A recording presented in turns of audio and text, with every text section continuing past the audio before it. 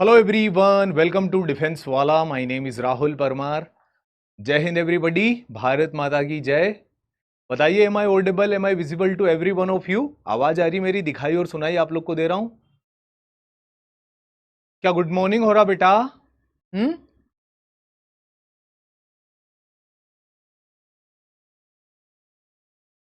क्यों? Prime meridian पर रहते हो क्या? 12 घंटा दिन पीछे चल रहा?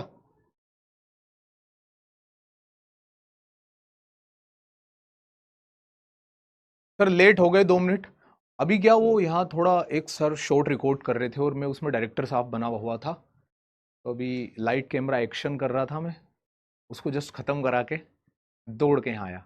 बाय द वे, 2 तो मिनट अभी हुए यार, वो 1.5 मिनट से क्लास चल रही है। जय हिंद, जय हिंद, जय हिंद। क्या हाल चाल?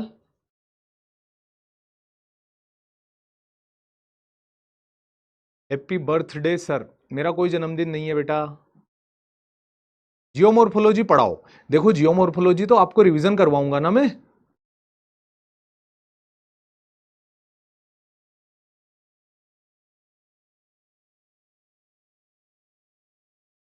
Ramjeet Kumar, God bless you बेटा। So I am properly audible, clearly visible. कोई एक आदमी खड़ा होकर मुझे बता दो, लास्ट क्लास में हमने क्या पढ़ा था? लास्ट क्लास के अंदर हमने क्या पढ़ा था? कोई एक खड़ा होकर बता दो।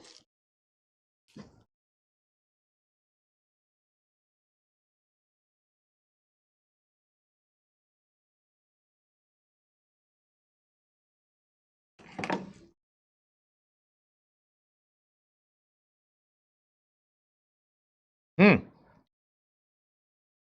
Sir, I want to conquer oceanography बिना effortlessly. You will hunt that effortlessly. Abhishek Yadav ji, Yadav ji, ले दिया आपका नाम। सी फीचर्स पढ़ रहे थे, जिसके अंदर सर आपने हमें कॉन्टिनेंटल शेल्फ, उसके सिग्निफिकेंट फीचर, कॉन्टिनेंटल स्लोप, इतना बता दिया था। आज आप हमें आगे बढ़ाएंगे, बहुत बहुत बढ़िया। तो in last lecture we people were discussing about the in last lecture we were discussing about दी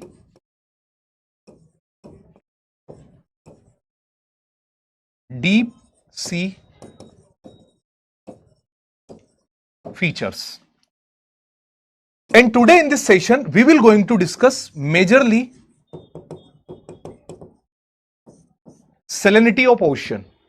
समंदर की सैलिनिटी, समंदर का खारापन आज की क्लास के अंदर हम पढ़ेंगे। उससे पहले की कक्षा के अंदर जो पुराना बचा हुआ था, क्योंकि हमारी 2 क्लास एक साथ हो गई थी तो हम कुछ चीजें स्किप कर गए थे, सबसे पहले उन्हें खत्म करेंगे। तो shall we start? Yes sir. सबसे पहले जानेंगे डीप सी प्लेन के बारे में। कल की क्लास में मैंने आपको बताया था, ये होती शेल्फ, ये होता स्लोप और ये होता प्लेन, फिर ये होती शेल्फ, ये होता स्लोप। ये ऐसा हुआ था। तो ये जो यहां से यहां तक का हिस्सा है, इसे हम डीप सी प्लेन या फिर अबाइसल प्लेन के नाम से जानते हैं, जिसकी गहराई 3000 से 6000 मीटर होती है। मतलब बेटा 3 किलोमीटर से 6 किलोमीटर की गहराई का ये होता है। It is of 3 kilometre to 6 kilometre of depth. Abyssal plain इसको हम कहते हैं, ये पूरे हिस्से को। ये डीप सी प्लेन होता है हमारे समंदर का।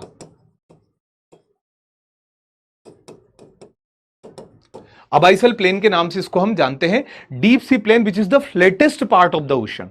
पूरे समंदर का सबसे फ्लैटेस्ट पार्ट, और याद रखिएगा पूरे समंदर का सबसे ज्यादा भाग ये कवर करके रखता है। आप देखो ना, जैसे देखो ये वाला पोर्शन, ये वाला कितना लंबा है जो कवर हो रहा है। ये तो कॉन्टिनेंटल मार्जिन है, कॉन्टिनेंटल शेल्फ, कॉन्टिनेंटल स्लोप। ये क्या है? ये कॉन्टिनेंट का वो हिस्सा जो समंदर के अंदर डूबा है, that are not itself part of the ocean. But जो मेजरली समंदर का सबसे बड़ा हिस्सा है, that is the abyssal plain, जिनको डीप सी प्लेन भी बोलते हैं।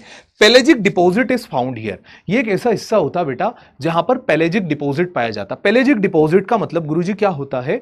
वो चीजें जिनका ओशियन से ओरिजिन हो, मतलब ओशन के लिविंग ऑर्गेनिजम्स है ना, उनकी हड्डियां, उनके स्केलेटन, ज्यादा मात्रा में यहां पर पेलेजिक चीजों का ही डिपॉजिट होता है, जिनका ओरिजिन खुद समंदर से हो। इसे पेलेजिक डिपॉजिट बोलते हैं। Abyssal plain is a midnight zone. मतलब आप यहां पर दोपहर में आओ या सुबह आओ, यहां पर हमेशा आपको ऐसा गहरा अंधेरा दिखेगा। तो it is a kind of midnight zone, क्योंकि सूरज की जो किरण होती है वो शुरू के 200 मीटर तक पेनिट्रेट कर पाती बस कॉन्टिनेंटल शेल्फ तक। उसके बाद सूरज की किरण धीरे धीरे फेडेड होते होते गायब हो जाती है और अंततः जाकर के अंधेरा समंदर में देखने को मिलता है। मिड ओशनिक रीच क्या होती है? समंदर के अंदर मौजूद एक बड़ा लैंडफॉर्म होता है जिसे हम मिड ओशनिक रीच बोलते हैं। जैसे ये प्रशांत अटलांटिक ओशन के बीचों बीच में बनी है एस शेप में, ये this is the mid oceanic reach. दो प्रकार की लार्ज माउंटेन होती है, एक तो इस तरफ ये और एक ये, जिसके अंदर से लावा निकल के बाहर आता है। ये कुछ ऐसा शेप होता है समंदर के अंदर, ये वाला शेप बेटा, जिसमें से लावा बाहर की तरफ निकलता है। तो separated by two mountain range separated by a large depression. एक गहरा डिप्रेशन होता अंदर की तरफ और दोनों तरफ माउंटेन चेंज होती जो कि लावा के डिपोजिशन के थ्रू बनी थी। The mountain ranges up to the height of 2500 metre, लगभग 2500 मीटर की हाइट की इनकी होती है। Even reaches above the surface, जैसे कि आइसलैंड, ये जो देश है, ये आइसलैंड, ये कंट्री है। आइसलैंड कैसे बना? Iceland is not formed by the tectonic activity, Iceland is formed by the volcanic deposition. जो वोल्केनो का लावा जमा हो रहा, तो समंदर में इतना जमा हुआ कि एक समय के बाद वो क्या बाहर दिखने लगा, और जब सतह पर बाहर दिखने लगा उस समय हमने इसे क्या बोल दिया? Mid oceanic reach. और उसी मिड ओशनिक रीच का हिस्सा चल के आइसलैंड नाम का कॉन्टिनेंट बना। तो मिड ओशनिक रीच के बारे में आप सी फ्लोर स्प्रेडिंग थ्योरी में पढ़ चुके थे, जो हैरी हेज एंड डाइस ने दी थी। आज हमने यहां पर फिर से देखा, क्योंकि समंदर के अंदर पाए जाने वाला एक इंपॉर्टेंट लैंडफॉर्म होता। इसके बाद आ जाता सी माउंट। ये सी माउंट, तो it is mountain with the pointed summit. ये एक माउंटेन होती है जो पॉइंटेड समिट के साथ होती है। ग्रीनलैंड, आइसलैंड, आइसलैंड पर घास है, घास, बर्फ बिल्कुल नहीं है, फिर भी नाम आइसलैंड है। ग्रीनलैंड पर सिर्फ और सिर्फ बर्फ है, बट ग्रीनलैंड का नाम फिर भी ग्रीनलैंड है। इसका कारण क्या है? देखिए, मैं उसमें अभी उस विवाद में अभी नहीं जाऊंगा। आप एक काम कीजिए, डिफेंस वाला जो मेन चैनल है, आपका जो चैनल है, उस चैनल के ऊपर सर्च, डिफेंस वाला सर्च कीजिएगा। उस पर आपको तीसरे चौथे नंबर का एक शॉर्ट मिलेगा जिसमें मेरे पीछे ग्रीनलैंड दिखाई दे रहा। उसमें जो कहानी थी ग्रीनलैंड की, ग्रीनलैंड का राजनीतिक आधिपत्य किसके हाथ में है, भौगोलिक तौर पर ग्रीनलैंड किसका हिस्सा है, ग्रीनलैंड पर कौन से समुदाय के लोग रहते हैं, और उसका नाम ग्रीनलैंड कैसे बना, यूनाइटेड स्टेट ऑफ अमेरिका उसको लेकर के इतना ज्यादा महत्वाकांक्षता क्यों दिखा रहा है, सारी चीजें 1 मिनट के अंदर है ना। बार्टर सिस्टम है, अपने जीवन का 1 मिनट दीजिएगा, इंफॉर्मेशन लीजिएगा वहां से। तो सी माउंट क्या होते हैं? सी माउंट्स आर पॉइंटेड समिट, एक नुकीले हिस्से होते हैं rising from the sea floor, समंदर के फ्लोर से निकले हुए एक पॉइंटेड माउंट होते हैं। सी माउंट और वोल्केनिक ओरिजिन, इनका ओरिजिन ज्वालामुखी तौर पर अधिकांश होता है। देखिए, अबाइसल प्लेन तो हमने देखा, समंदर का फ्लैट हिस्सा, उसके ऊपर होते हैं ये लावा के डिपोजिशन से इनकी हाइट बढ़ती जाती है। ये लाल रंग के नहीं होते, ऐसा मत समझना सर, ये ऐसे होता है कि ये थर्मल कैमरे से फोटो लिए गए, इस वजह से ऐसे दिखाई दे रहे। ठीक है, तो this can be up to the size of 3000 to 4500 metre. The emperor seamount an extension of Hawaiian island of Pacific is a good example. Pacific ocean के अंदर एक एम्परर सी माउंट है जो हवाइन आइलैंड के पास है। देखिए, Hawaiian island का है प्रशांत महासागर के बीचों बीच में अमेरिका का एक नेवल बेस है जिसको हवाइन आइलैंड बोलते हैं, जहां पर आपको कई सारी माउंटेन मिल जाएगी जो कि वॉल्केनिक है ओरिजिन के अंदर।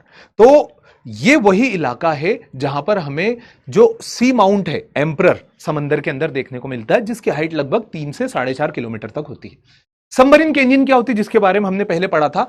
तो these are the deep valley some comparable to the Grand Canyon of Colorado river. Colorado river कहां पर है? देखिए, जब मैं आपको रिवर टोपोग्राफी पढ़ा रहा था तो मैंने आपको बताया था यूनाइटेड स्टेट ऑफ अमेरिका में एक नदी जो स्नेक लाइक पैटर्न में बहती है, उसका नाम है कोलोराडो रिवर। इसके ऊपर एक मूवी भी बनी 120 घंटे, ऐसा कुछ नाम, मैं नाम भूल गया उस मूवी का, पर एक बहुत शानदार मूवी। मैंने देखने के लिए भी कहा था। एक आदमी कोलोराडो की खाइयों में ट्रैकिंग के लिए जाता है और फंस जाता है, फिर वो वहां से कैसे निकलता है, उसकी कैसे मदद होती है, क्या क्या उसको रंजी से अपने साथ साथ करनी होती है, करना पड़ता है उसमें फंसने की वजह से, वो सब कुछ उसमें बताया गया है। और साथ ही साथ ये सब तो एक आम आदमी के लिए हुई वो पिक्चर। जो स्टूडेंट ज्योग्राफी में जरा इंटरेस्ट रखते हैं उनके लिए जो लैंडस्केप्स दिखाई देंगे आपको, अलग अलग प्रकार की भू आकृतियां, आपको मजेदार लगेगा, सीखने को मिलेगा वहां पर। तो सबमरीन कैनियन उसी कोलोराडो की कैनियन की तरह। कैनियन क्या होती है सर? एक प्रकार की गहरी स्टीप खाई। ये मैंने 3 चीजें बताई थी। This is V shaped valley, this is canyon and this is gorge. Gorge steep होता, कैनियन थोड़ा वाइडर होता, वी शेप्ड वैली और वाइडर होता। ये इस तरह से बने होते। तो कोलोराडो की जैसा ही समंदर के अंदर कॉन्टिनेंटल स्लोप के ऊपर ये बना होता है। They are sometime found cutting across the continental shelf. Continental slope को काटते काटते ये इसको काटते काटते शेल्फ को भी काटना शुरू कर देते। ठीक है, often extending to the mouth of large river. कभी कभी क्या होता है, एक बड़ी नदी के मुहाने पर ये देखने को मिलते। क्या होता है आप समझिए, ये जमीन है, जमीन से एक नदी आई, नदी अपनी मिट्टी जमा करती गई, ये मिट्टी कॉन्टिनेंटल शेल्फ को काटती गई और यहां पर एक गहरा हिस्सा बना दिया, जिसको हमने क्या बोल दिया, ये जो गहरा हिस्सा है, इस गहरे हिस्से को हमने क्या बोल दिया, हमने इस अंदर वाले हिस्से को बोल दिया submarine canyon. Submarine canyon continental slope के ऊपर बनेगा। The Hudson canyon is the best example in the world. कहां पर मिलेगा? कनाडा के पास में आपको मिलेगा हडसन कैनियन। ग्योट्स क्या होते हैं? Flat top submerge mountain. ये वाला जो होता है ना, जिनका टॉप फ्लैट होता है, तो it is flat topped seamount. They are show evidence of gradual subsidence. जो माउंटेन होते ना, धस जाते हैं। समंदर के इंटरनल एक्टिविटी देखिए, टेक्टोनिक एक्टिविटी तो हर जगह होती है। जहां हुई कि माउंटेन धस गया और ऊपर वाला हिस्सा कट गया, उसे ग्योट्स बोल दिया। ग्योट्स के बारे में एक ही चीज याद रखना है कि टॉप फ्लैट रहेगा, मेन तो उसका ये है परिभाषा। It is flat top the seamount but flat top के साथ। They shows the evidence of gradual subsidence. एक धीरे धीरे ये कर क्या हुआ, सब्सिडाइज हो चुका है। It become flat topped submerge mountain. ये फ्लैट टॉप एक प्रकार का सबमर्ज माउंटेन बना। It is estimated that more than 10,000 sea mount and guyots are seen in Pacific ocean. दुनिया का सबसे बड़ा सागर है वो। इतना बड़ा सागर है कि धरती का एक हिस्सा, अगर आप मुझे धरती समझो, just imagine if you are considering me earth, तो जो मुझे आपको मेरा पूरा हिस्सा दिखाई दे रहा ना, ये पूरा का पूरा प्रशांत महासागर मान लो। इतना बड़ा है पैसिफिक ओशन कि अर्थ का एक फेस कवर कर देता पूरा, बाकी दुनिया एक तरफ, प्रशांत महासागर एक तरफ। तो उस प्रशांत महासागर के अंदर आपको कई हजारों, 10,000 के समथिंग आपको सी माउंट्स मिलेंगे। 17 से 18,000 आइलैंड पे मिलकर के तो इंडोनेशिया बना है, जो प्रशांत महासागर के अंदर आता है। ओके, तो ये बात हमें याद रखना। क्या बना? सी माउंट, सबमरीन कैनियन और ग्योट्स, इनके बारे में हमने पढ़ा। आगे बढ़ते हैं। ये देखिए, ये वो है मिड ओशनिक रीच, जहां से बीच से लावा निकल के बाहर आता है। ये ग्योट्स बने, ये सी माउंट बने, है ना, ये ट्रेंचेस बने, समंदर के गर्त, समंदर के गहरे हिस्से। एनसीईआरटी का डेटा। अब आइलैंड क्या होते हैं? आइलैंड का मतलब होता है द्वीप। द्वीप क्या होता है? द्वीप के बारे में आपने भारतीय द्वीप में लक्षद्वीप और अंडमान एंड निकोबार के बाहर फिजियोग्राफी ऑफ इंडिया जब मैंने आपको बताई थी, बड़े डिटेल में बताया था भारतीय द्वीप के बारे में। बट ओवरऑल द्वीप क्या होता है? देखिए, अगर आपसे कोई परिभाषा पूछ ले तो उसका सिंपल सा उदाहरण है, a landmass which is surrounded by water from all sides is known as island। परिभाषा यहीं खत्म हो जाती है। a landform which is surrounded by water from all the side is known as island। ठीक, अब कितने प्रकार के होते हैं वो एक अलग बात आई। मोटा मोटा तौर पर देखा जाए तो आइलैंड्स दो प्रकार के होते हैं। एक ओशियनिक आइलैंड, जाहिर सी बात है ओशन के अंदर ही सब बनते हैं, तो एक होते ओशनिक ओरिजिन आइलैंड और एक होते tectonic island. Oceanic origin island क्या होते हैं? लाइक वोल्केनिक आइलैंड, समंदर के अंदर कोई ज्वालामुखी फट रही है, लावा इकट्ठा हो रहा है, मैंने क्या बोला, सी माउंट निकल निकल के सतह पर आ जाए, जैसे आइसलैंड में भी हुआ। आइसलैंड में क्या हुआ, वो निकल निकल के ऊपर तक आ गया। तो आइसलैंड भी एक प्रकार का आइलैंड है, ये ओशनिक ओरिजिन का आइलैंड है। तो वोल्केनिक आइलैंड जो वोल्केनिक एक्टिविटी के थ्रू उभर के बने। कोरल आइलैंड, समंदर के अंदर मौजूद मूंगा की चट्टानें जब एक दूसरे के ऊपर डिपोजिशन करती है तो उनके डिपोजिशन की वजह से जो बनता है that is known as coral island. ठीक है, कोरल क्या होते हैं आज ही की कक्षा में जानेंगे हम डीप में, इतने दिनों से जो मैं आपको बोलता रहा हूं। तो देखिए आपको दिखाई दे रहा ना, ये एक प्रकार का कोरल आइलैंड है। और इस कोरल आइलैंड हमारे देश में भी देखने को मिलेगा। लक्षद्वीप पर बहुत सारे कोरल आइलैंड्स है, अंडमान एंड निकोबार में बहुत कोरल आइलैंड्स है। तो ये कोरल हुए, this both are oceanic origin, क्योंकि समंदर में ही इनका ओरिजिन हो रहा। एक होता कॉन्टिनेंटल आइलैंड। कॉन्टिनेंटल आइलैंड क्या होता गुरुजी? एक ऐसा हिस्सा जो जमीन से टूट के अलग हो जाए, लाइक मेडागास्कर, श्रीलंका। तो ये कॉन्टिनेंटल आइलैंड है जो कॉन्टिनेंट से टूट के अलग हुए। ठीक है, तो वोल्केनिक आइलैंड एग्जांपल लिखूं क्या? आइसलैंड है ना, लिपारी आइलैंड, हवाइन आइलैंड है ना, कोरल आइलैंड, लक्षद्वीप, ठीक, कॉन्टिनेंटल आइलैंड, मेडागास्कर। ये इतने आइलैंड हमारे पास यहां पर दिखाई दिए। आगे बढ़ते, एक प्रकार का आइलैंड होता है जिसे रिवराइन आइलैंड भी बोलते हैं। ये तो आप डिटेल में जानते हो इसके बारे में। जब नदी इतनी ज्यादा वाइडर हो कि उसके बीच में मिट्टी एकत्रित हो जाए बेटा, और उस मिट्टी के जमा होने की वजह से बीच में एक आइलैंड बन जाए। जब नदी के सब तरफ से पानी जाता, बीच में एक जमीन बन जाती है, उसे आइलैंड बोलते हैं। हमारे देश में दुनिया का सबसे बड़ा रिवराइन आइलैंड है और उसका नाम है माजुली, जो आपको फोटोग्राफ में दिखाई दे रहा, ब्रह्मपुत्र नदी के बीचों बीच में बना है।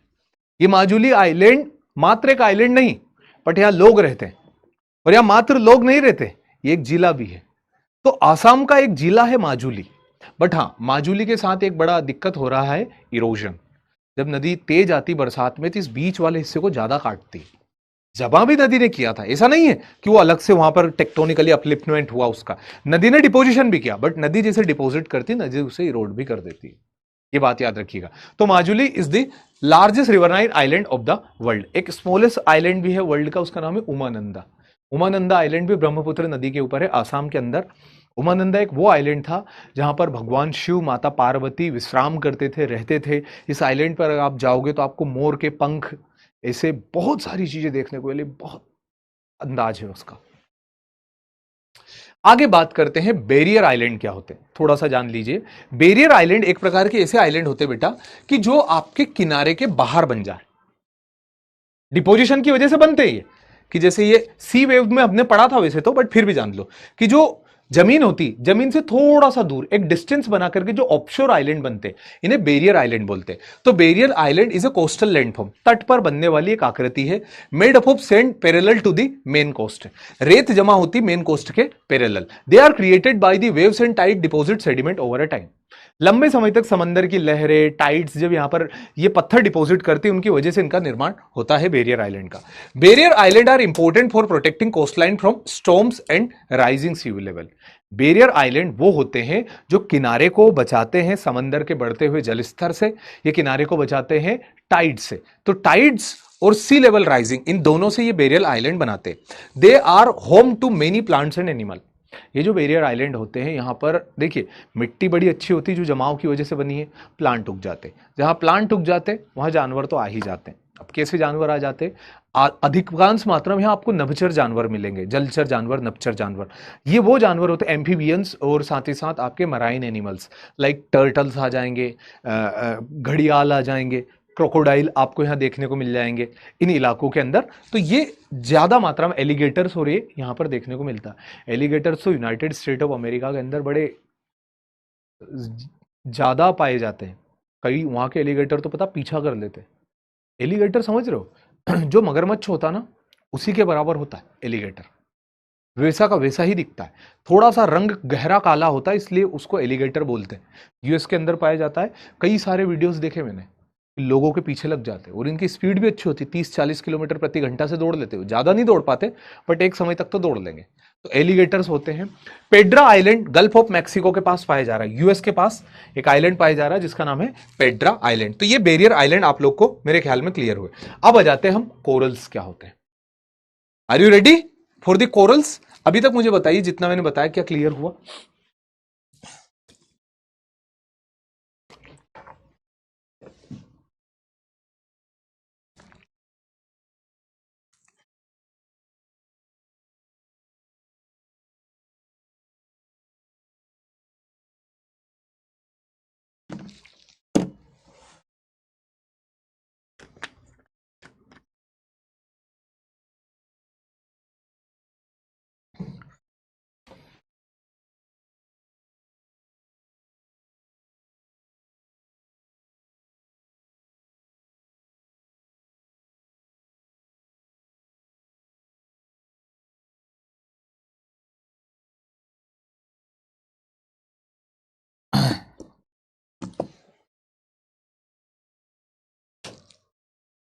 नाइन्टी 93.43% बच्चों को आया।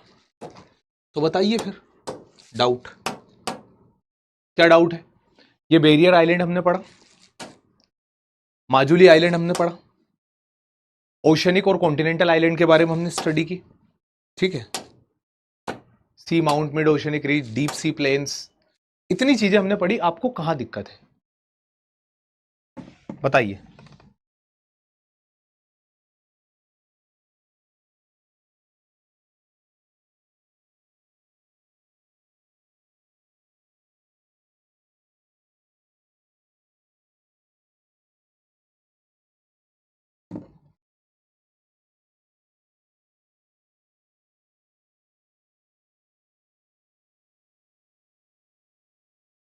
ग्योट्स, ग्योट्स तो एक प्रकार का लैंडफॉर्म है जो फ्लैट टॉप्ड माउंटेन है।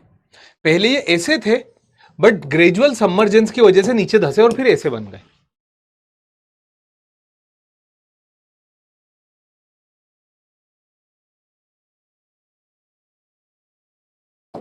डीप सी प्लेन ये है, समंदर के फ्लैट हिस्से इनमें क्या समझ में नहीं आया? मैदानी हिस्सा समंदर का, उसे डीप सी प्लेन बोलते हैं।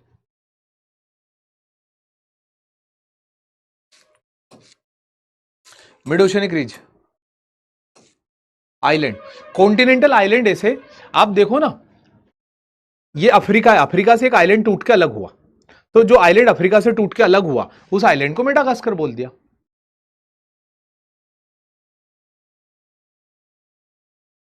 एलिगेटर और कोमोडो ड्रैगन एक नहीं होते, कोमोडो ड्रैगन अपने आप में एक अलग होता है जो इंडोनेशिया में पाया जाता है। कॉन्टिनेंटल वाला बता तो दिया कि जमीन है, ये जमीन से अगर टेक्टोनिकली कोई हिस्सा टूट के अलग हो जाए तो अब ये कॉन्टिनेंटल आइलैंड है, क्योंकि कॉन्टिनेंट से टूट के अलग हुआ। ग्योट का एग्जांपल छोटा नागपुर प्लेट्यू लिख दूं?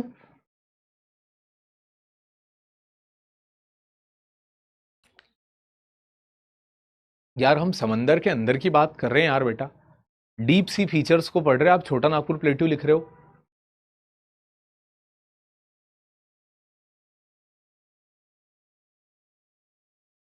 शोर लाइन का मतलब होता किनारा। आप जिस हिसाब से रिएक्ट कर रहे हो ना कि ये शोर लाइन और ये क्या होते सर, आपको याद हो तो मैं सारे आइलैंड सारी चीजें आपको पढ़ा चुका हूं। कब? जब मैंने आपको डिपोजिशन बाय सी वेव बताया था। सबमरीन कैनियन क्या होता है बेटा, लास्ट क्लास में बताया था। मुझे उम्मीद नहीं थी, इसलिए थोड़ा सा ज्यादा बुरा फील हो रहा है। समंदर के अंदर मौजूद एक खाई, उसे सबमरीन कैनियन बोलते।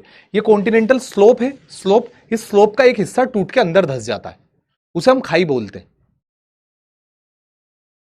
एक हिस्सा टूट के अंदर चला जाता है और ये दो हिस्से ऊपर की तरफ रह जाते हैं, जो अंदर जाता है उसे खाई बोलते हैं।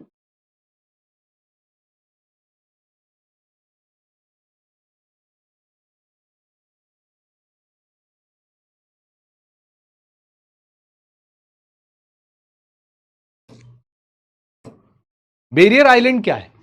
ये है आपकी शोर लाइन, ये आपकी शोर लाइन है। शोर लाइन से मिट्टी काट के थोड़ा सा दूर, ये देखो ना, शोर लाइन से मिट्टी काट के थोड़ी दूर जमा कर ली, that is barrier island.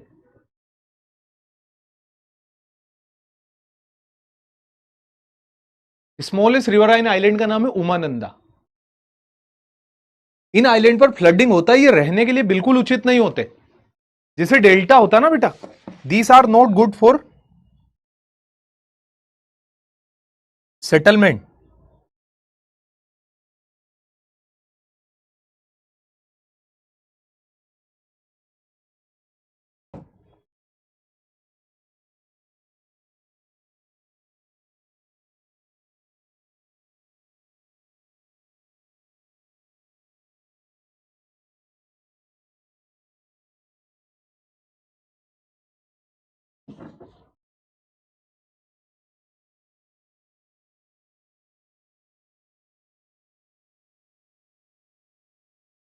Atoll के बारे में तो अभी मैंने पढ़ाया भी नहीं यार, मूड खराब कर दिया यार तुम लोगों ने, क्या मतलब।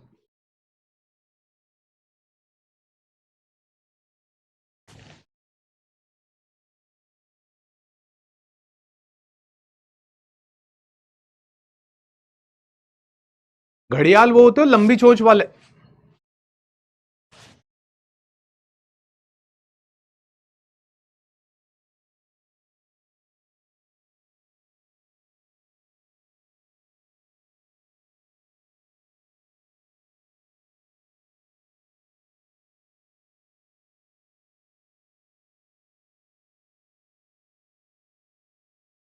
हम्म।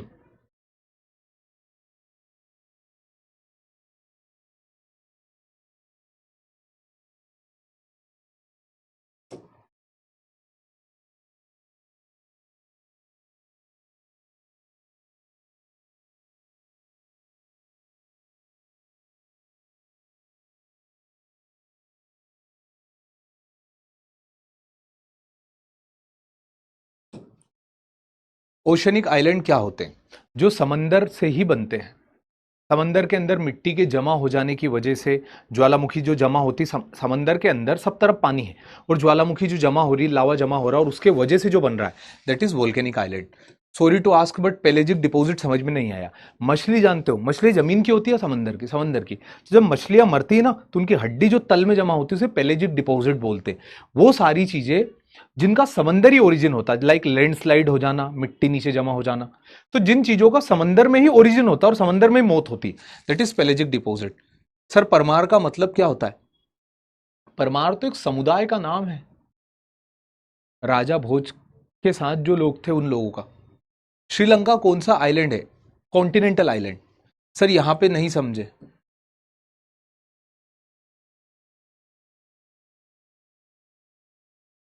यहां पर क्या?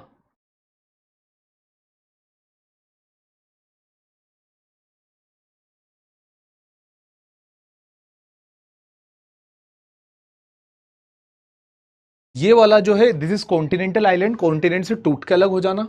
ये वाला जो है this is coral island, coral एक के ऊपर एक जमा हो रहे और ये बन रहे। और ये वाला जो है ये वोल्केनिक आइलैंड है।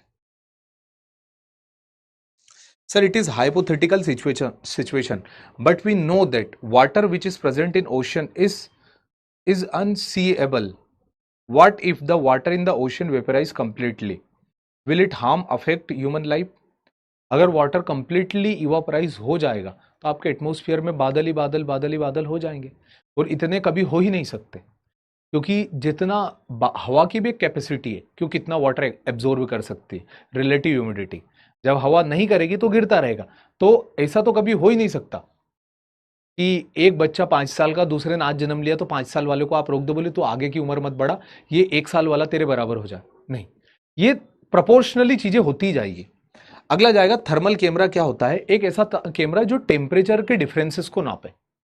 किसी भी इलाके में जैसे जंगल के अंदर ट्रैप किए जाते हैं थर्मल कैमरे, अगर कोई जानवर जाता है उसकी बॉडी से जो हीट निकलती है ना उसको कैप्चर कर लेता है, जो थर्मल कैमरा बोलते हैं। क्या जब समुद्र में तूफान आए तो समंदर के नीचे जमीन वो ऊपर आ सकती, नहीं आ सकती?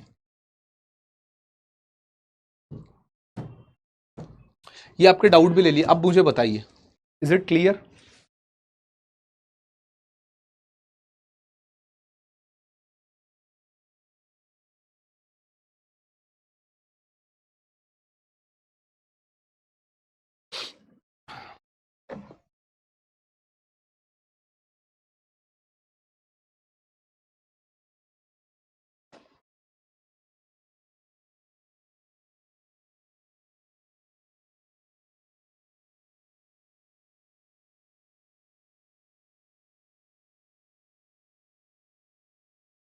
अरे बेटा,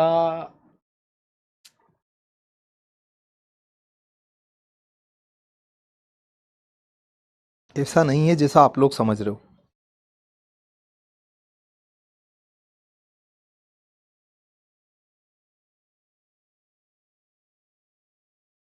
92.52 तो फिर मतलब इशू क्या है?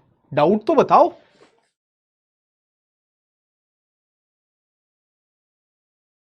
मुझे डाउट बताओ अब डाउट बताओ यार। Difference between submarine canyon and trench. ये समंदर का तल है, ट्रेंच यहां पर बनेंगे इस वाले हिस्से पे, आपके अबाइसल प्लेन पे। और जो सबमरीन कैनियन होगी ना वो यहां पर स्लोप पर बनेगी, स्लोप पर बनी हुई खाई, उसे सबमरीन कैनियन बोलते हैं।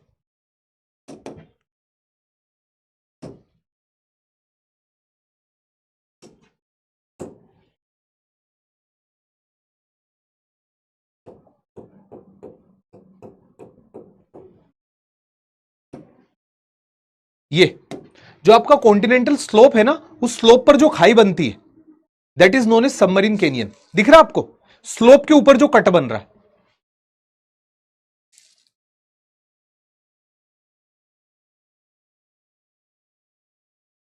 सी माउंट। समंदर के ऊपर, समंदर का जो फ्लैट तल था अभी मैंने ये बताया, इसी के ऊपर जो माउंटेन बने हैं ना इन्हें सी माउंट बोलते। पता कल की क्लास में सभी कुछ बता चुका था मैं, सभी कुछ।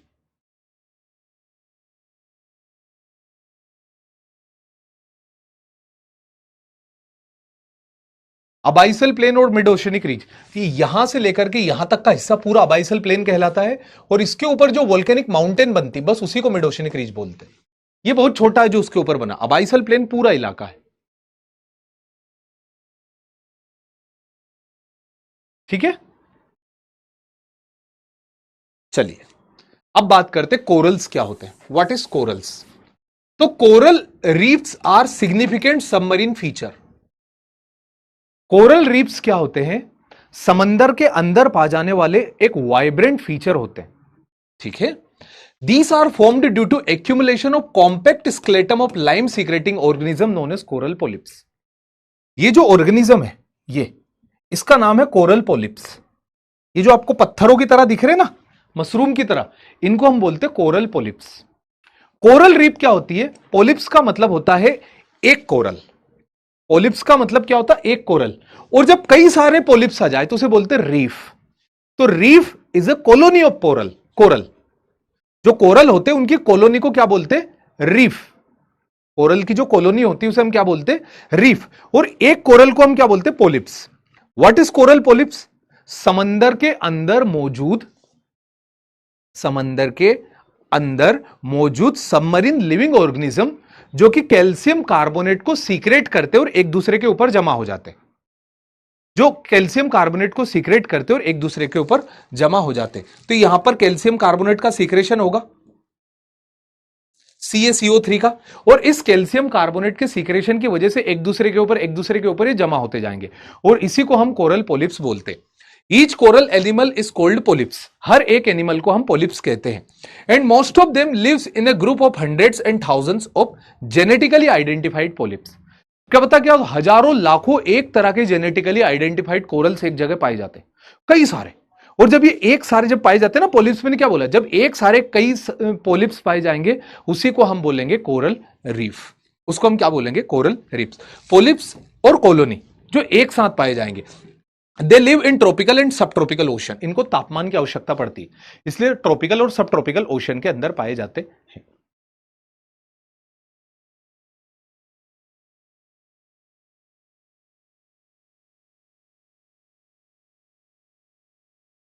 ये एक प्रकार के पत्थर ही होते, बस इनमें जान होती है, लिविंग होते, लिविंग स्टोन समंदर के अंदर। तो समंदर के अंदर रोशन बेटा,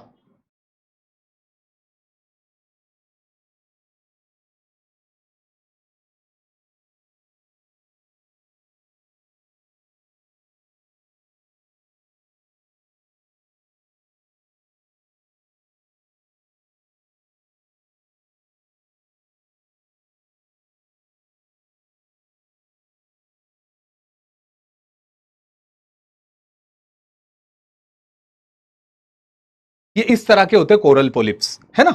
जब एक ये जो है इसे कोरल बोलेंगे, ये कैल्शियम सीक्रेटिंग ऑर्गेनिज्म है जिसके स्केलेटन के ऊपर ये खुद डिपॉजिट होता है। जैसे ये जमा ना, इसके ऊपर फिर नया कोरल बनेगा, इसके ऊपर नया कोरल बनेगा, और जो एक साथ रहते हैं उन्हें कोरल रीफ्स हम कहते हैं, ठीक है। They live in A shallow water. पहली बात याद रखना, ये गहरे पानी में नहीं पाए जाते। ये कहां पाए जाते हैं, कॉन्टिनेंटल शेल्फ के ऊपर। तो they live in A shallow water along with the microscopic algae. एक एल्गाई होती है जो इन कोरल्स के अंदर रहती है, उस एल्गाई का नाम है जूजेंथेलाई। तो जूजेंथेलाई इज अ माइक्रोस्कोपिक एल्गाई जो कि कोरल के अंदर रहती है। With this they perform a symbiotic relationship. ये एक रिलेशनशिप परफॉर्म करते हैं उस एल्गाई के साथ, जिसका मतलब होता सिम्बायोटिक रिलेशनशिप होती म्यूचुअलिज्म की, जिसमें दोनों का बेनिफिट होता। दोनों का बेनिफिट कैसे, देखिए, ये जो कोरल्स होते हैं ना, इनके अंदर छेद होते हैं, तो इन छेद के अंदर जूजेंथेलाई जाकर के जमा हो जाती है। कोरल के छेद के अंदर जूजेंथेलाई जाकर के जमा हो जाएगी। जब कोरल के अंदर वो जूजेंथेलाई जमा हो जाएगी, तो ये कोरल्स जो है उस जूजेंथेलाई को शेल्टर दे देंगे, घर, और वो जूजेंथेलाई एल्गाई कोरल को दे देगी भोजन। तो मतलब algae has photosynthesis ability, plant है वो, दैट फीड द कोरल, उससे कोरल पोलिप्स को भोजन मिलेगा। विथ कार्बन कंपाउंड, जो कार्बन कंपाउंड बनाती है ऑर्गेनिक कंपाउंड, उससे इसको भोजन मिलेगा। Which give them energy to the coral. In return में coral polyps provide them shelter. Coral polyps के जो छेद होते हैं जिनके अंदर वो एल्गाई जमा हो जाती, वो उसको शेल्टर प्रोवाइड कर देंगे। तो दोनों के लिए एक प्रकार की सिम्बायोटिक रिलेशनशिप हो जाएगी। याद रखना, जब कोरल के अंदर जूजेंथेलाई होती है तो कोरल ऐसे दिखाई देते। जब कोरल के अंदर जूजेंथेलाई होती है तो कोरल ऐसे दिखाई देते। अब जैसे जूजेंथेलाई मरेगी, जैसे ही जूजेंथेलाई मरेगी, वैसे कोरल ऐसे स्ट्रेस में आ जाएंगे, और खत्म होने के बाद इसे बोलते हैं ब्लीच्ड कोरल। इनकी टर्फिंग हो जाएगी। This is the end, this is the end, कि कोरल मर गया। कोरल नॉर्मल था, फॉर एग्जाम्पल जैसे मैं लास्ट क्लास जब शुरू में आया था क्लास में, तो आई वॉज हाईली एक्टिव। तो this is the vibrant coral. फिर स्ट्रेस क्रिएट हुआ, रेगुलर कंटिन्यूसली स्ट्रेस की वजह से एक समय के बाद हो जाएगी टर्फिंग। वो टर्फिंग में के बाद क्या हो जाएगा, अगली क्लास एंड। तो इस प्रकार से बस यहां पर भी सीन यही हो रहा, पहले healthy coral, stressed coral and फिर ब्लीच्ड कोरल, ये तीनों एक साथ बनेंगे। कौन है, ज़ूज़ेंथेलाई एल्गाई है जो उनके अंदर रहती। आगे बढ़ते हैं। ये तीन प्रकार की चीज होती है। रोशन सुन ले बेटा, जो डाउट था तुम्हारा कि अटोल क्या होते, ये होते अटोल, है ना, उस समय बता देता, कहां तुम जानते। अटोल क्या होते, देखिए कोरल जब जमा होते किसी भी चीज के अराउंड तो तीन प्रकार के लैंडफॉर्म्स क्रिएट करते हैं। एक रीफ होती जो किनारे के अगर पास होती है तो उसे हम बोलते हैं फ्रिंजिंग रीफ, और वही रीफ अगर किनारे से दूर होती तो हम उसे बोलते हैं बैरियर रीफ। फ्रिंजिंग रीफ क्या होती है,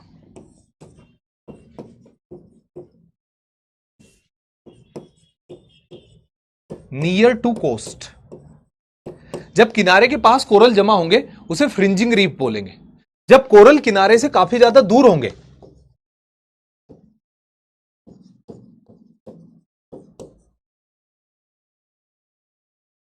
उसे बैरियर रीफ बोलेंगे। और अटोल क्या होते हैं, जब कोरल ऐसे जमा हो, जैसे कोरल जमा हो रहे और कोरल के बीच में एक तालाब भर जाए, मतलब सर्कुलर डिपोजिशन।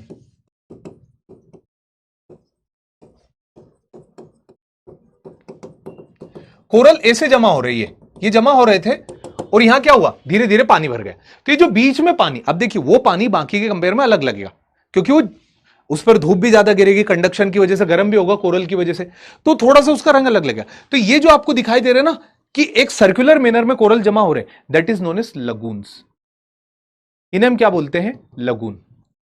इन्हें क्या बोलते हैं, लगून किसे बोलते हैं, जो बीच का पानी भरा हुआ है और ये सराउंडिंग में रीफ जो जमा हुई इसे हम बोलते हैं अटोल।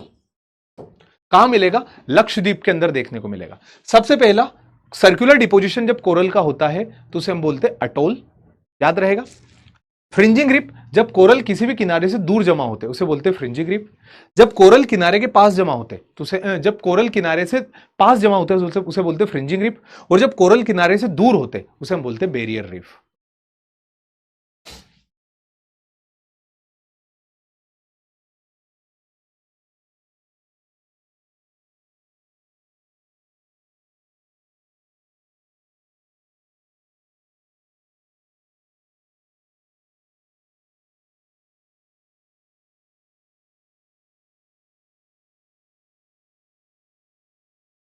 आगे जाएगा coral in India. India has 4 coral site. Bharat के अंदर 4 मुख्य जगह जहां कोरल मिलते, gulf of Mannar, Andaman and Nicobar, Lakshadweep and gulf of Kutch, जिसमें सबसे ज्यादा कोरल की साइट्स आपको अंडमान एंड निकोबार में मिलेगी, 180 साइट्स। बाकी इलाके पर भी कोरल पाए जाते, बस वो कम होते। अगला जाएगा, which of the following state and union territory has largest coral deposits, Andaman and Nicobar.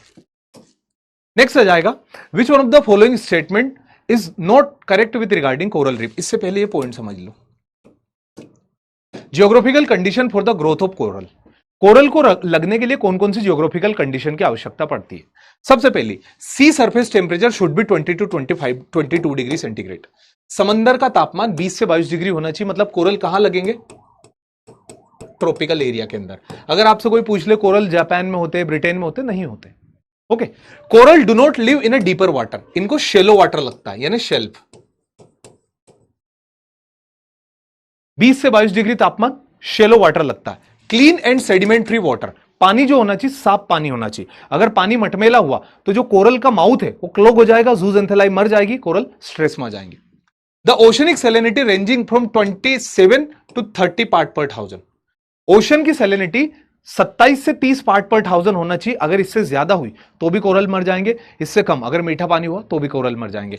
ये क्या होता है, ये अगले लेक्चर सैलिनिटी में आपको पढ़ा दूंगा। This are the stressed coral. अगर कंडीशन कुछ भी बिगड़ती है तो कोरल ऐसे हो जाते हैं।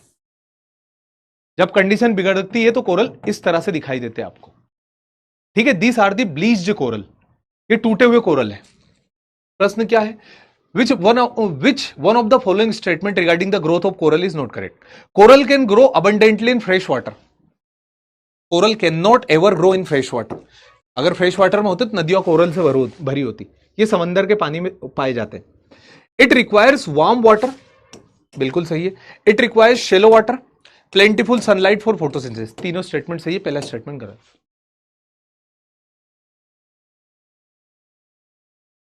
मात्र 50 से 70 मीटर की गहराई के बाद ये नहीं पाए जाते। कॉन्टिनेंटल शेल्फ आखिरी, ना स्लोप पर मिलेंगे ना अबाइसल प्लेन पर मिलेंगे। Question, which among the following is not a coral island, इनमें से कौन सा कोरल आइलैंड नहीं है? सीडीएस 2020 का क्वेश्चन है। Answer is Kyushu island, Japan. सब जगह पाया जाता है पर मैंने कहा कि ठंडे इलाके में नहीं मिलते। अगला, deepest trench in the world, Pacific ocean के अंदर पाई जाती, मारियाना ट्रेंच नाम है उसका।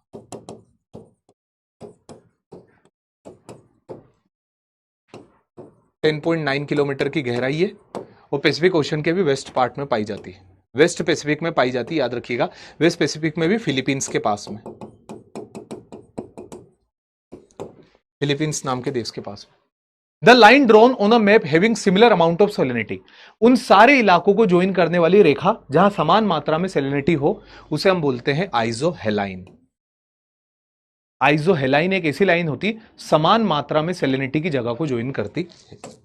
अगला जाएगा द ग्रेट बैरियर रीफ, दुनिया की सबसे बड़ी बैरियर रीफ, सबसे बड़ा कोरल रीफ कहां पाया जाता? ये ऑस्ट्रेलिया है,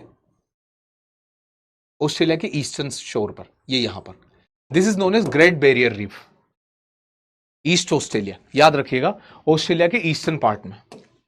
अगला जाएगा which water body separate Australia from New Zealand, ये ऑस्ट्रेलिया है, ये यहां पर न्यूजीलैंड है। इनको जो वाटर बॉडी सेपरेट करती है उसका नाम है तस्मान सी, मैपिंग वाला क्वेश्चन। अगला, most volcanic activity on sea floor takes place in, समंदर में सबसे ज्यादा वॉल्केनिक एक्टिविटी कहां होती? तो मिड ओशनिक रिज के ऊपर होती है भाई। अगला, साल के पेड़ कहां पाए जाते हैं? तो साल के पेड़ भारत के जंगलों में पाए जाते हैं। भारत के जो जंगल होते हैं उन्हें ट्रॉपिकल मॉनसून फॉरेस्ट बोलते हैं, साल जिसे सारे बोलते हैं। टोरेक्स, टोरेक्स एक प्रकार की ट्राइब्स होती है जिन्हें हॉर्समैन बोलते हैं। सहारा मरुस्थल के अंदर चलने वाले घुड़सवार जो होते हैं बंजारे, उन्हें टोरेक्स द हॉर्समैन ऑफ सहारा के नाम से जाना जाता है। कालाहारी के अंदर बुशमैन पाए जाते हैं। Which one of the following statement regarding the water cycle is correct? Transpiration by plant does not contribute to the formation of cloud, कि पेड़ पौधों से जो पानी इवापोरेट होता है वो बादल बनने में काम का नहीं होता, गलत है। Only evaporation of surface water of river and ocean is responsible for cloud formation, ये गलत है। Rainfall does not contribute to maintain the underground water, ये भी गलत है। अंडरग्राउंड वाटर में also have connection to the ground water, ये सही है। अंडरग्राउंड वाटर का ग्राउंड से कनेक्ट, सरफेस से कनेक्शन होता है जिसे हम प्लायास बोलते हैं, सतह पर पाए जाते हैं। आप लोगों को पता हो तो ओएसिस का नाम आपने सुना होगा, डेजर्ट के अंदर एक ग्रीन आइलैंड होता है। डेजर्ट के अंदर सब तरफ रेत होती, एक हिस्सा ऐसा होता हल्का जहां पर पानी रहता, क्योंकि उस पानी का ग्राउंड से कनेक्शन होता और सतह तक हमें दिखाई देता। कई सारे गीजर्स भी हमने देखे, ग्राउंड से कनेक्शन होता, सरफेस पर दिखाई देते।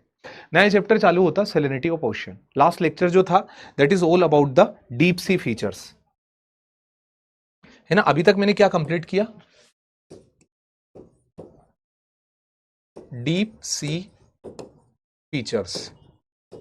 इस लेक्चर को पढ़ाने से पहले मैं आप लोग को इस लेक्चर का माइंड मैप बना के दे चुका था। एक बड़ा सा डायग्राम था जहां पर मैंने आपको सब कुछ बता दिया था।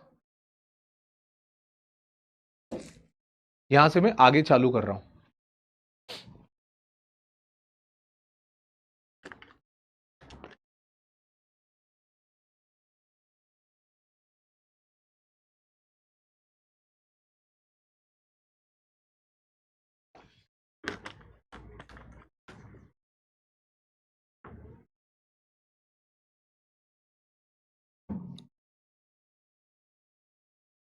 चलिए, सैलिनिटी का मतलब होता है समंदर के पानी का खारापन।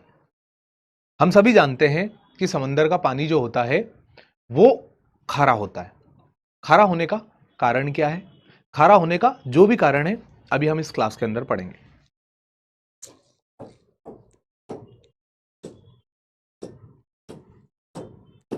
समंदर के पानी का खारापन और समंदर के पानी का तापमान, ये मिल करके ओशन वाटर की प्रॉपर्टी बनाते हैं।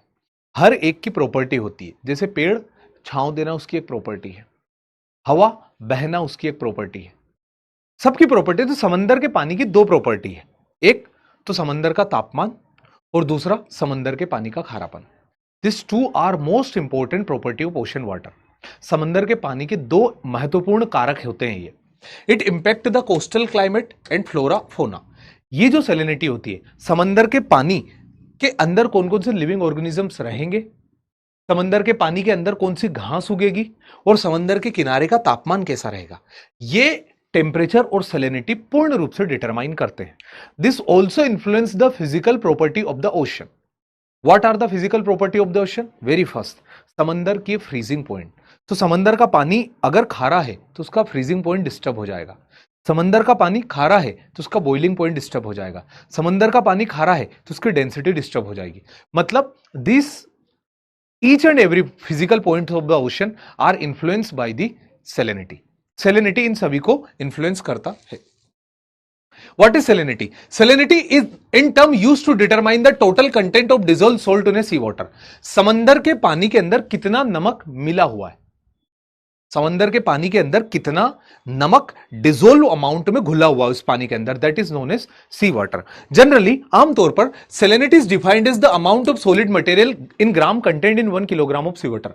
समंदर के 1 किलो पानी के अंदर कितने ग्राम में नमक घुला हुआ है। The amount of salt dissolved in 1 kilogram of sea water is known as ocean water salinity. It is measured in part per thousand. 1 kilo पानी में घुला हुआ है। सर पानी तो लीटर में होता, फिर हमने इसको किलो में क्यों नापा? इसलिए नापा क्योंकि जो चीजें उसमें घुलाई जा रही यानी नमक, वो नमक मिलीलीटर में नहीं है, नमक ग्राम में है। तो दोनों चीज को सही से निकालने के लिए हमने समंदर के पानी को किलो में लिया। तो 1 किलो समंदर के पानी में कितने ग्राम तक नमक है वो उसका खारापन बताता है। It is measured as part per thousand. जैसे कि 1000 ग्राम होता ना, 1000, तो इस 1000 ग्राम के कितने पार्ट में नमक है, तो पार्ट पर 1000। एग्जांपल के तौर पर मैं आपको बताऊं, 35 पार्ट पर 1000 का मतलब होता है 35 ग्राम नमक मिला हुआ 1 किलो पानी के अंदर। 35 पार्ट पर 1000 का मतलब होता है 35 gram salt dissolve in 1 kilogram of sea water. It impact the physical property of ocean water like temperature, density, waves and currents. सारी चीजें डिस्टर्ब हो जाती समंदर के पानी की जब समंदर के अंदर सैलिनिटी बढ़ती है। क्लियर?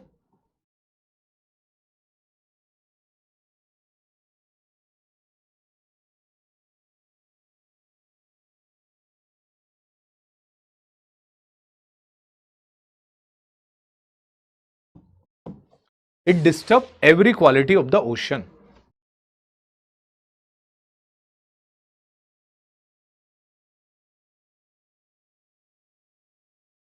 अगला पॉइंट आ जाएगा आइसोहेलाइन। जो लाइन थी ना उसके बारे में बताया गया, देख लीजिए। Isohaline represent the line distributed in the surface of the sea. This is the line joining the place having equal degree of salinity.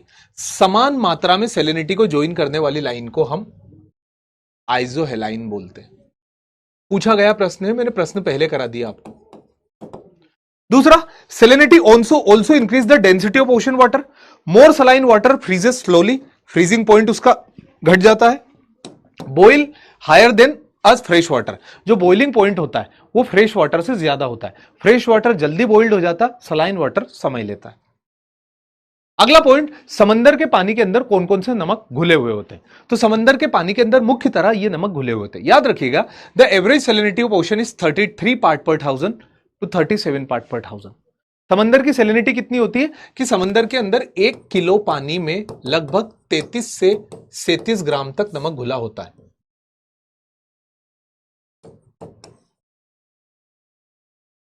इतना नमक इसके अंदर घुला होता है।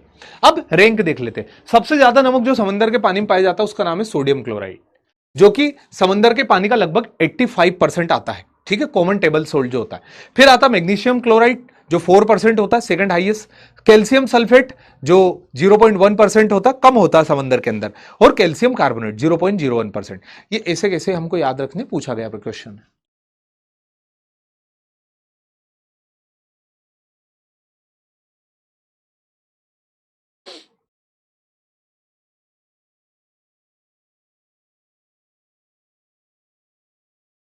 समंदर के अंदर सबसे ज्यादा मात्रा में पाए जाने वाला नमक sodium chloride, magnesium chloride, calcium sulphate and calcium carbonate. सबसे कम कैल्शियम कार्बोनेट होता है।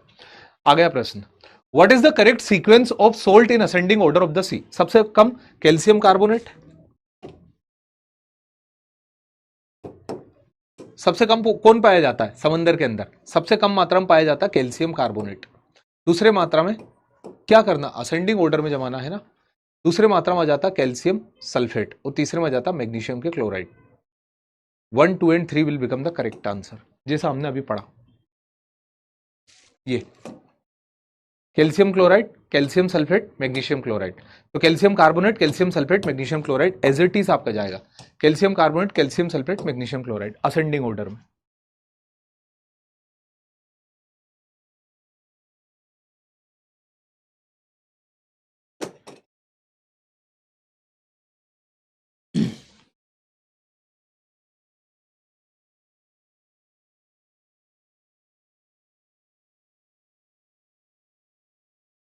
चलिए, समंदर के पानी में सोल्ट का सबसे बड़ा कारण क्या है? किस वजह से समंदर के पानी में इतना नमक मिलता है? सबसे बड़ा कारण है समंदर में पानी का नमक का रिवर। रिवर अपने साथ साथ जो सेडिमेंट लेकर के जाती है, चट्टाने लेकर के जाती है, उन चट्टानों के अंदर सोडियम भी होता है, उन चट्टानों के अंदर मैग्नीशियम भी होता है, उन चट्टानों के अंदर कैल्शियम भी होता है, उन चट्टानों के अंदर सल्फेट्स भी होते हैं जो समंदर में जाकर के मिलते हैं। तो river is the major source of salinity to the ocean. प्रश्न यह जाता है कि सर फिर नदी का पानी खारा क्यों नहीं होता? देखिए, नदी का पानी हर साल समंदर में जाता है। अगर आपको याद हो तो लास्ट क्लास के अंदर मैंने बताया था कि 7% बरसात एक्स्ट्रा होती जमीन के ऊपर, और वो 7% वाटर समंदर में जाकर के मिलता है हर साल। हर साल 7% पानी एक्स्ट्रा जाकर के समंदर में मिलता है। तो जो 7% एक्स्ट्रा जा रहा है, ये पानी अपने साथ साथ क्या लेकर के जा रहा है? मिट्टी लेकर के जा रहा है, और वो मिट्टी समंदर में जमा होती है। अगले साल फिर 7% जो होगा, जो 7% होता है वो फ्रेश होता है, उसके अंदर सेलिनिटी एकदम कम होती है। पर जब ये समंदर में मिलता है और समंदर से जब इवापोरेट होता है तो समंदर से फ्रेश वाटर इवापोरेट हो जाता है और नमक नमक बच जाता है। तो इसलिए समंदर की सेलिनिटी समय के साथ साथ बढ़ती जाती है। पॉइंट समझ में आया? नदी अपने साथ साथ एवरी ईयर 7% पानी लेकर के जाएगी। इस पानी के अंदर सपोज कर लो नदी के पानी के अंदर नमक है मात्र 3 ग्राम। अभी 3 ग्राम समंदर में मिला, अब पानी तो भाप बन गया, वो 3 ग्राम बच गया। समंदर में डिपॉजिट रहा, नमक थोड़ी ना उड़ता, पानी उड़ता, बस पानी उड़ गया, नमक बच गया। फिर बरसात हुई, फिर नदी 3 ग्राम लाई, नमक बच गया, पानी उड़ गया। फिर बरसात हुई, नदी 3 ग्राम लेकर के आई, तो नमक नमक जमा होता जा रहा है। इस वजह से river are major reason for the salinity in the ocean.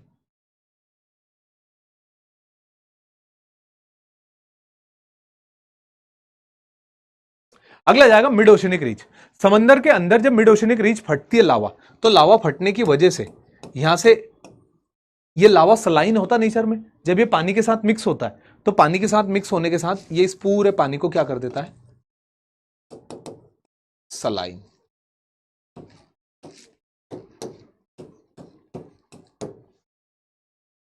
समंदर के अंदर से ज्वालामुखी फटती है, हमने पढ़ा मिड ओशनिक रीच। लावा बाहर आता है, बिल्कुल आता है। वो लावा होता खारा, और जब वो बाहर की तरफ जमा होता है तो जमा होने के बाद उस पूरे इलाके की खारापन बढ़ा देता है। ये गर्म लावा।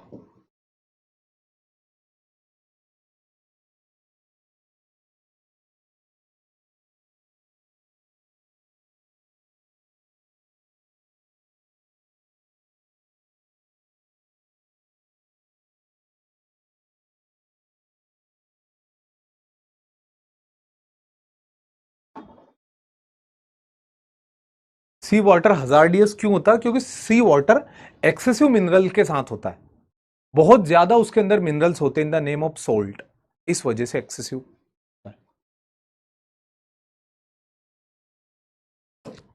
अगला जाएगा वोल्केनिक इरप्शन।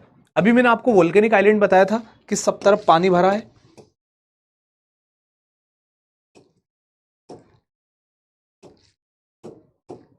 सब तरफ पानी भरा है, और इस पानी के बीच में कहीं एक ज्वालामुखी है। तो जब ये ज्वालामुखी का लावा समंदर में जाकर के मिलता है तो समंदर में मिलने की वजह से पानी को खारा कर देता है। सिंपल सा फैक्टर है कि जब ज्वालामुखी फटी, वो फटने के बाद जब लावा समंदर में मिला तो समंदर के पानी को खारा कर देगा। पहला कारण रिवर नदियों के द्वारा नमक लाया गया। दूसरा, मिड ओशनिक रीच फटी अंदर, उसने कर दिया। तीसरा, ज्वालामुखी जो सतह पर फटती वो भी अपना लावा समंदर में मिलाती, तो वो भी पानी को खारा कर देते हैं। अगला जाएगा tropical storms of hot desert. जो डेजर्ट होते हैं, डेजर्ट के अंदर तेज ट्रॉपिकल स्टॉर्म्स आते हैं, सैंड स्टॉर्म जिनको बोलते हैं, डेजर्ट स्टॉर्म्स। तो डेजर्ट स्टॉर्म इतनी तेजी से आते हैं, डेजर्ट स्टॉर्म इतनी तेजी से आते हैं, तो ये रेत हर साल ऐसा बोला जाता है कि सहारा डेजर्ट से लगभग 30 लाख टन रेत पानी में जाकर के मिलती है अटलांटिक महासागर में। तो ये रेत क्या है? रॉक्स का टूटा हुआ पार्ट। और रॉक्स क्या होती है? Aggregation of mineral. मिनरल क्या होते हैं? Sodium, potassium, calcium, sulphates. तो ये हर साल समंदर के पानी में मिलते हैं और उसे खारा करते हैं।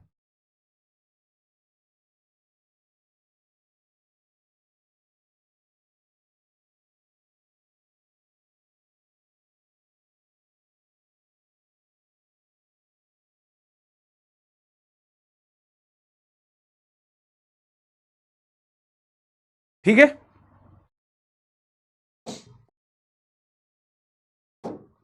अगला पॉइंट जाएगा फैक्टर अफेक्टिंग इवापोरेशन।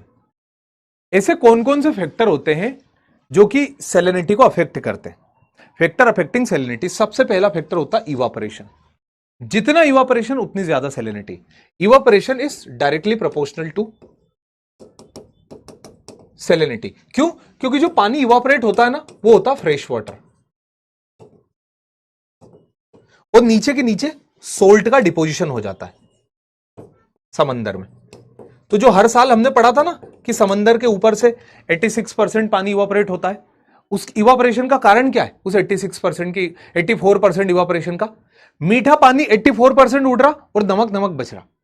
तो जितना ज्यादा इवापोरेशन उतनी ज्यादा सैलिनिटी, पहला फैक्टर। दूसरा फैक्टर प्रेसिपिटेशन। जितना ज्यादा प्रेसिपिटेशन उतनी कम सैलिनिटी। प्रेसिपिटेशन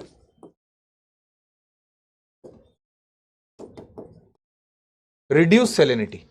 बरसात होगी तो मीठा पानी मिलेगा, सैलिनिटी घट जाएगी। पहला फैक्टर क्या आया?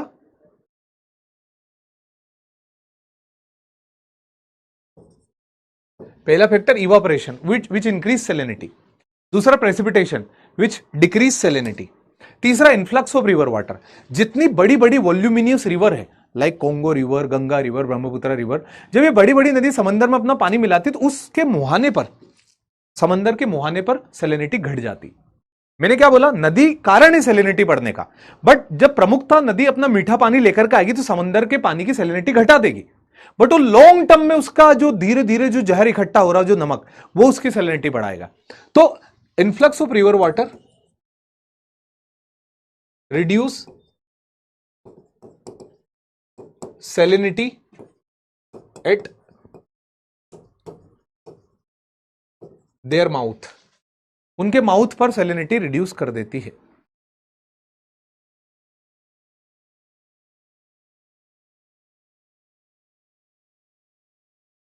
सैलिनिटी कम करने का कोई तरीका नहीं है। सैलिनिटी कम करने का एक बड़ा तरीका यह है कि आप नदी के ऊपर डैम बना दो, तो बरसात का पानी समंदर में मिलेगा ही नहीं। तो समंदर का खारा पानी बरसात में इवापोरेट हुआ, मीठा पानी बना, जब बरसात होकर के वापस समंदर में जा रहा था, बीच में डैम बना लिया। अब डैम पर पीछे पानी इकट्ठा हो रहा और उसी की वजह से वो जो इकट्ठा पानी हो रहा वो मीठा पानी है। Melting of ice. तो पोल के पास जो आइस मेल्ट करती, इट अगेन रिड्यूस सैलिनिटी।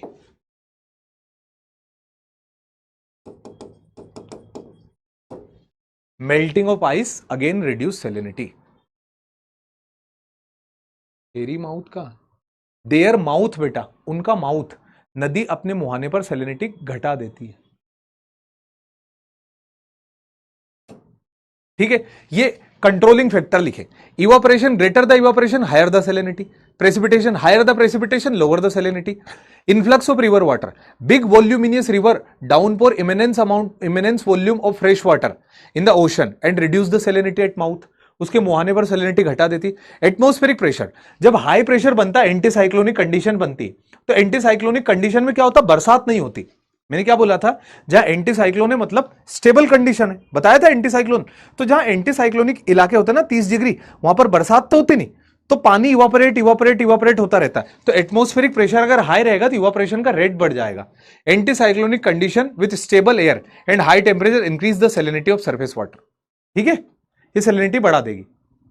अगला, सर्कुलेशन ऑफ ओशनिक वाटर। जो ओशन वाटर का सर्कुलेशन होता है in the name of ocean current, जब ओशन वाटर एक जगह से दूसरी जगह मूवमेंट करेगा तो वो भी सैलिनिटी घटा देगा। तो movement of ocean water again reduce the salinity.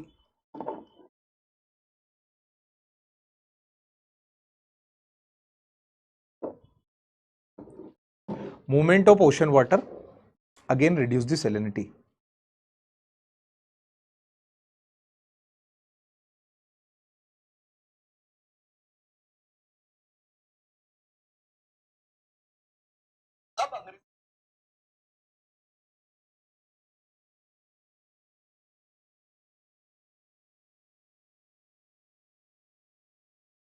Clear? चलो यहां पर एंड करते सेशन को।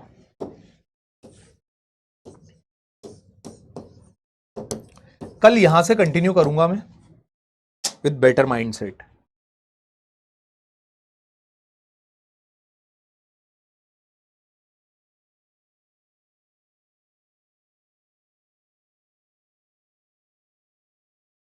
जमीन के अंदर किसी जगह का खारा क्यों? देखो, खारा होने का एक ही मतलब होता है कि मिनरल का पानी में मिल जाना। जमीन भी मिनरल से बनी है, अब वो मिक्स होकर के पानी में मिल जाएगा। ठीक है,